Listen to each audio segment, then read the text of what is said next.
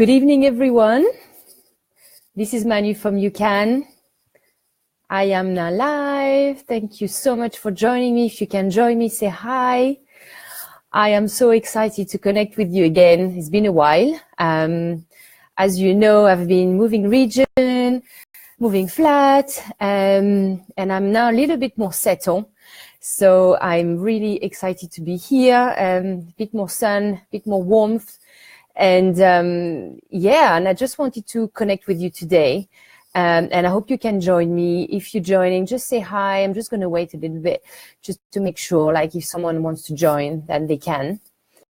What came to me recently is I've got a few people around me, friends, clients who were talking to me about relationships in their marriage, with their partners.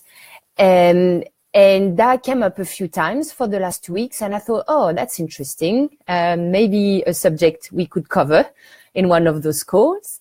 So I just wanted to share with you some tips that I read a while ago. And it's interesting. It's a very good book. So I'm just going to show you the book again. So this is taken from the Happiness Project. I hope you can see it. Yeah. Here we go. From Gretchen Rubin.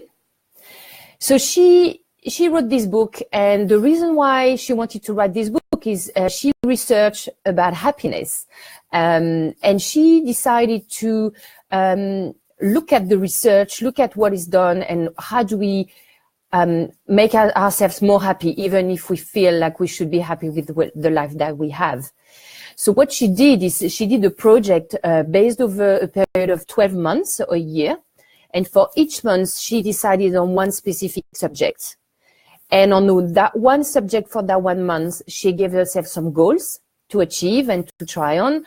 And then she basically try it and then decide whether that makes her happier or not. And the book is really nice. It's an easy read. It goes really fast, and I'm sure a lot of people will resonate with that. So I really invite you to read it if you choose to test all of that. So the reason why I use this book to give you some tips today is because I find it really interesting, her approach about marriage, because she's very happy actually in her relationship in the book, but she still have really simple tips to use for a marriage with her husband. So some of them I'm going to just relate to you the way it is, and when I've got my own experience. For people who know me, I am not married, I am not currently in a relationship, and I do not have kids. So obviously, her approach is different because she's got kids. She's got two young girls. But, still, I think, it might be useful anyway. So I'm just going to share my own experience when it's relevant, or when I feel it's relevant. So the first tips that she's giving is to stop the nagging. And I really like it because when sometimes we engage in our own project, especially women, we like to do different things for the people. And she's relating to the fact that she's writing like Christmas cards with their own pictures of the family. And then they're writing those Christmas cards to everyone, and they have to send them, to the whole family, to their friends. And she's engaging with her husband to say, oh, can you help me signing the card, put them in an envelope, and she's nagging him because she wants his help. So what she decides to do is to let go of the nagging, because actually this project makes her happy, not him. It's not his project, and actually doesn't enjoy it. So what she's deciding is to let go and do it herself. And actually what she found is there is no more resentment towards him. And she's just very much happier to just do it herself. So I thought that was very interesting, because sometimes we're really pushy. We always feel like we need help, we need support. But, if it's project like that, we don't need support necessarily.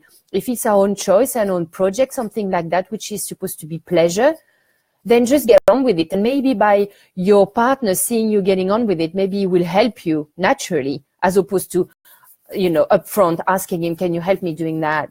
Hi, Andrea. You all right? I'm talking about love. I love your little hearts.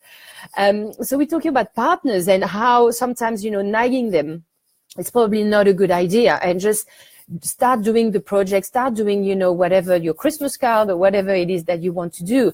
And then, see if maybe he wants to help you while you're doing it, having a cup of tea. And then, it's a little bit, I love you, Andre. I love you too. Just, see if he might get inspired by helping you just by seeing you doing it. So the first one was nagging. The second thing she's talking about is do not expect praise or appreciation. And I feel this is a tough one because when, again, I don't have kids and I don't know what it's like to run around with kids and to cook and to take them to school and to go to work.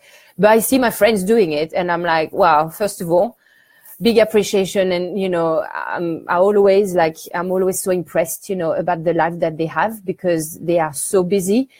They are Christmas cards. Yeah, it could be like Easter card. Vive les célibes. Yes, Marif, you're right. And I think, sometimes we do a lot of things in the house. We do the cleaning, we do the cooking, and we expect a lot of appreciation and we expect, a lot of praise from our partners. But it's not like they don't appreciate it. It's that they just don't realize.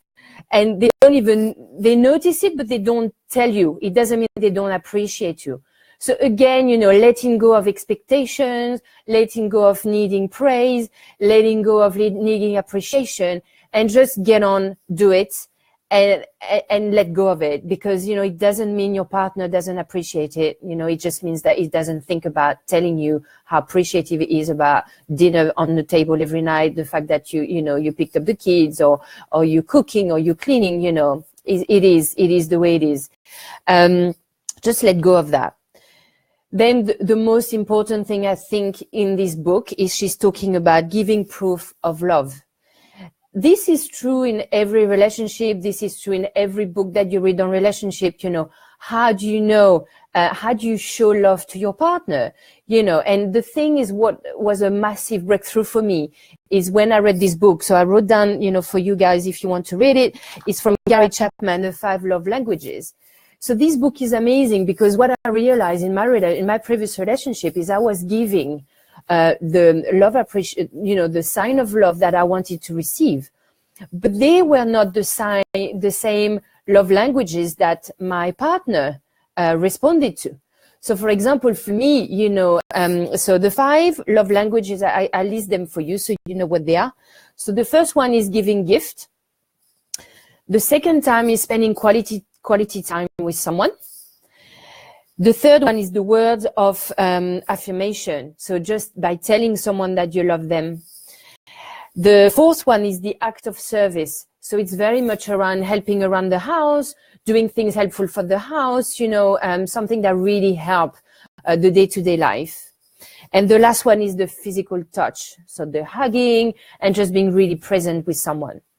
So if you're someone who needs, like small gifts or acts of service, for example, which was very much my case, I would give small gifts and I would give like act of service, being busy in the house and cleaning and making sure the house is always clean and always ready. And maybe I would love to receive flowers. So I would, give flowers to my partner. Well, if your partner is looking and is responsive to physical touch, but you don't spend a lot of time hugging him or her, or, you don't spend that time being touchy with him, then he's going to feel the love. He's not going to feel, this connection with you. So it's so important to be really aware about your language or languages of love, because you can have more than one, but, most of the time there is more than one. And just trying to find out what is your partner's favorite language of love, because you can really take your relationship to the next level if you get awareness about your own languages of love and your partner's languages of love, and then give him or give her whatever you need in return and whatever his language of love is. Because otherwise you're going to be very resentful. You're going to be frustrated because you give flowers, every week to your partner and then you never receive any. But your partner is constantly hugging you and you're like, I don't care about the hugs, I want flowers. So it can get a bit of a battle. And unfortunately for me, like in my long-term relationship, I realized that far too late. It would have been such a small little thing to resolve, and I'm not saying that was the only issue. I'm just saying that it could have been a small thing to talk about and to really address, to make the relationship much stronger. So it is, it could be from, just telling him or your partner you love them, hugging more, surprise them at work, give them, send them a small, a quick email and like a fun email, send them a card, leave a note, before you leave in the morning. Simple little things like that would be like, acts of service, for example, or a little gift. If it's something that he loves, just do it for him. So this is, there is a very good quote that actually is in the book, and that really triggered me actually. Pierre Rivedy, there is no love, they are only proofs of love, which I think is amazing because, you can love someone, but unless you show it to him or to her, then maybe there is a lack of appreciation from one another. So again, for people who just logged on, this is the book I'm referring to, The Happiness Project. Hopefully you can see here. Here we go. Yeah. Gretchen Rubin. Really easy book to read. It's full of good tips. This is just the love chapter, which is February. Actually, it's lucky that it's happening. Maybe there is something in the universe that is about love this month. But there are a lot of other tips about happiness. I will refer to this book a bit more because I feel like there's a lot of things to be taken from that. If you have any question, if something that you're going through at the moment about your own relationship, then post in the group, ask question, share your own experience. It's always good to share. And obviously I'm here to help. And there will be a lot more Facebook Live, as I was saying, going forward. Now I'm a bit more settled in my life, in my new region, in my new city. And I hope you girls are great. Andrea, Mary, thank you so much for joining. And Wendy is on as well. Just ask questions. I'm here for you, and I'll speak to you soon, guys. Have a great evening, and sending you lots of love.